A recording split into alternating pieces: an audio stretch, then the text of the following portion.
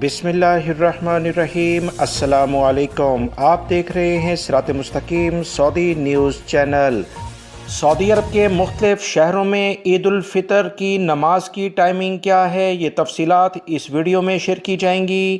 اگر کسی بھی شہر کا علاقے کا نام اس ویڈیو میں نہ لیا جا سکے تو یاد رکھیں اس کے قریبی علاقے کے لحاظ سے وہاں پر بھی عید کی ٹائمنگ وہی ہوگی جو قریبی علاقے کی ہے۔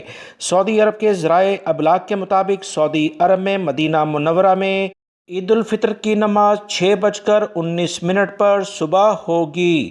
مزید جو اطلاعات آئی ہیں کہ یمبو جو مدینہ کا قریبی علاقہ ہے، عید الفطر کی نماز کی ٹائمنگ 6:25 ہے۔ مزید اطلاعات کے مطابق مکہ المکرمہ میں 6:20 پر، جدہ میں 6:23 پر، طائف کے علاقے میں 6:18 پر عید الفطر کی نماز ہوگی، جبکہ تبوک میں 6:28 پر، حائل میں 6:08 پر، بریدہ قسیم جو اس سے ملکہ علاقے ہیں یہاں 6 بجے، اور زلفی کے علاقے میں 5:58 پر، الخرج کے علاقے میں 5:48 پر، ریاض میں 5:50 پر، ابہا کے علاقے میں 6:11 پر، ارر کے علاقے میں 6:08 پر، جازان کے علاقے میں 6:12 پر، نجران کے علاقے میں 6:05 پر، البہا کے علاقے میں 6:14 پر،